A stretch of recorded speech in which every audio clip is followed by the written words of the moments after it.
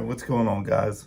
A little bit different video today. I'm going to show you some of my practice footage from Marsh Creek. I know you guys, by now you've seen at least two of the tournaments we fished in Marsh Creek, and one middle of the pack struggled a little bit, only had one keeper, and then we had the one second place finish, lunker, and guys that have watched that, guys that fished Marsh Creek are thinking, man, they got lucky.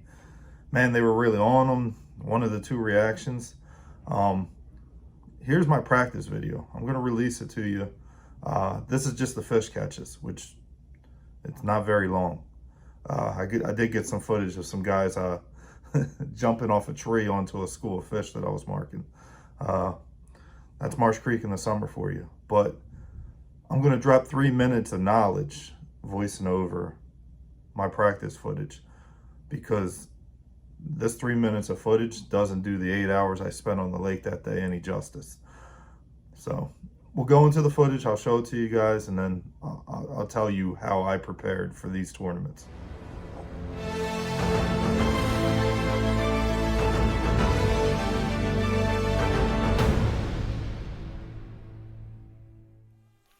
All right, so like I said, this is not so much about the fish catches. There were a few of them, not many keepers.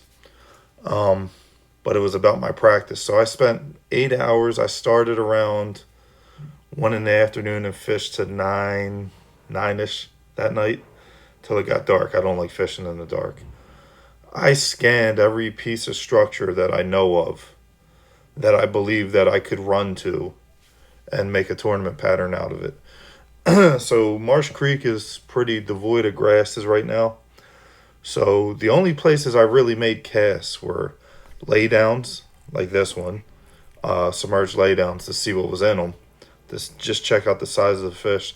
And then whenever I'd find submerged grass, I'd make some casts in that to see if I could figure out if the fish were hanging in that grass, see if I could get a gauge on the size of those fish.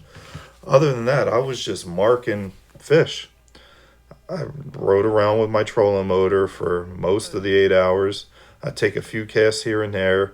I was just fishing stuff to pick up bites, worms, drop shots, things like that.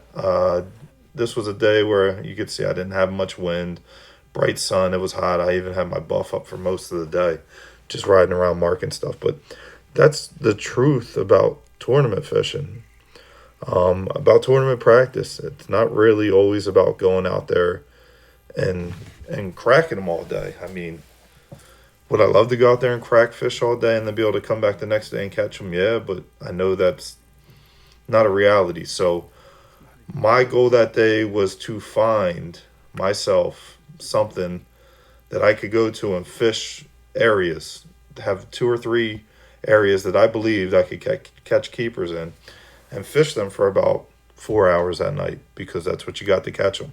You got 4 hours. You can't afford a mistake, and you can't have just one area, because you have 20 to 30 other boats that probably have done this. If they're serious, they've done the same things you have. They marked the same things you've had. They marked the same schools you have. So you have to have a few areas that you believe in, and it's not gonna go the way you planned in the tournament. I can guarantee you that right now.